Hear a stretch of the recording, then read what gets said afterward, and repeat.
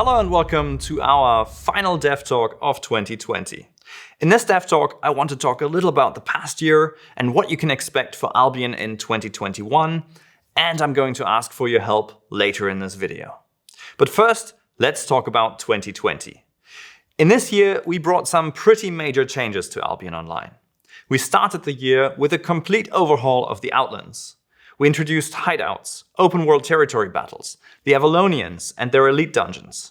We also introduced the Crystal League, Avalonian weapons and armor, the Roads of Avalon, wardrobe skins, and corrupted dungeons.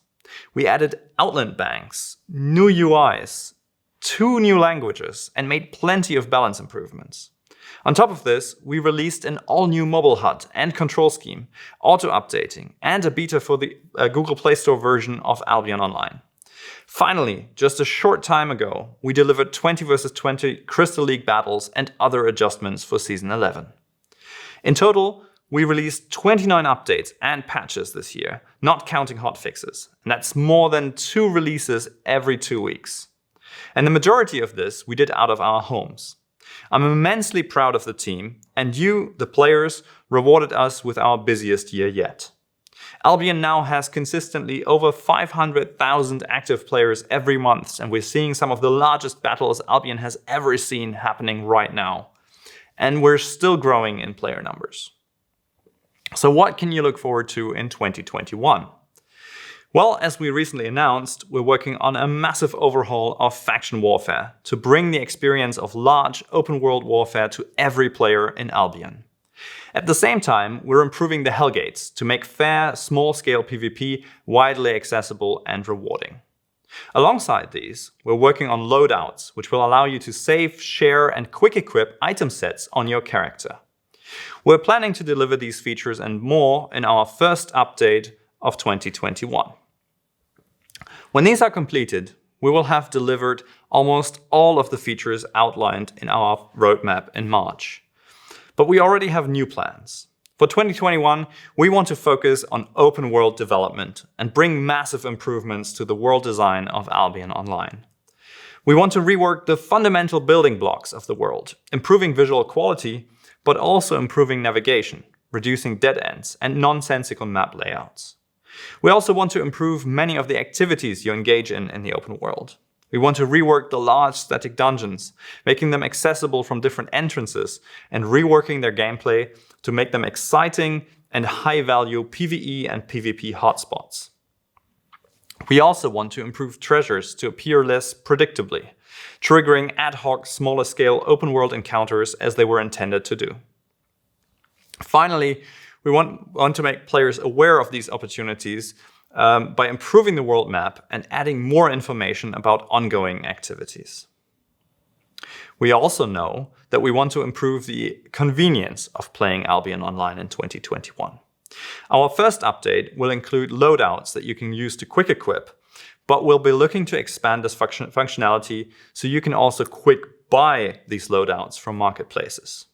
We've also begun to clean up and improve crafting and building UIs to provide better information for crafters about actual costs involved in the crafting process. And we want to tackle long-standing convenience issues like the use all functionality for fame tomes and silverbacks, which I know many of you have been eagerly waiting for. Of course, we're also planning to add more content and improvements to the combat systems. We're working on getting each type of mount, even non-rare mounts, their own spells and abilities to make the time spent traveling while mounted more interesting. And, very importantly, we want to further expand the equipment choices available to players in 2021. Finally, we know that next year will be the year where Albion Online finally releases for phones and tablets on iOS and Google Play Store, allowing all Albion players to seamlessly continue their PC gameplay on mobile devices in a true crossplay experience. So, open world improvements, convenience, more content, and the mobile release are definitely things you can look forward to in 2021. But there's more we'd like to do. There's more ways we could improve the open world, for example. Castles have long been waiting for improvements, and we have the opportunity to use these to introduce siege equipment and defensive structures to the world of Albion. Roaming mobs can be improved. And there's also the Roads of Avalon, which are predestined for adding additional content to add exciting goals for exploration. Beyond the world, there's plenty of game systems we have ideas for. We've long wanted to expand the specialization options available on the Destiny board, and to improve the visual experience while we're at it. For traders, we've been wanting to introduce trade contracts, allowing players the opportunity to offer silver for transportation and item delivery. For economists, we've been wanting to revisit the role of laborers and to offer additional features and variety on player islands. We also have a concept for crafting legendary items, which you could use to leave a permanent mark in the world of Albion as a crafter.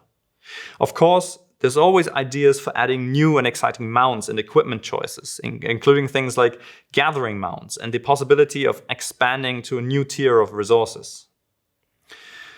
For PvE players, we've been considering adding more lore and quests to explore this lore, with special collectible rewards for completing these. For guild leaders and data enthusiasts, we would like to expand on the capabilities to manage guilds and collect information via an improved web API. And for guilds in general, we could expand on the idea of hideouts and offer additional open world buildings that guilds could use to protect territories, collect resources, or provide combat support in the open world. And for beginning Albion players, we would really like to significantly improve the player experience and guidance with a mentoring program and an extended guiding system we're calling the Albion Academy. And, well, there's so much more I could talk about. But as you can see, we have no lack of ideas for exciting features for many years to come. But now we need your help. As usual at the end of the year, we're looking for your opinions about Albion Online. What are we doing well? What do we need to improve? And what features would you like to see in Albion Online? You can tell us in our end-of-year survey, which we'll be sending to active players who have opted in to receive the newsletter in the coming weeks. But you can also give us your feedback directly in the roadmap survey by following the link in the description. Your feedback will help us decide which features to prioritize as we continue our journey to make Albion Online the best sandbox MMORPG in the world.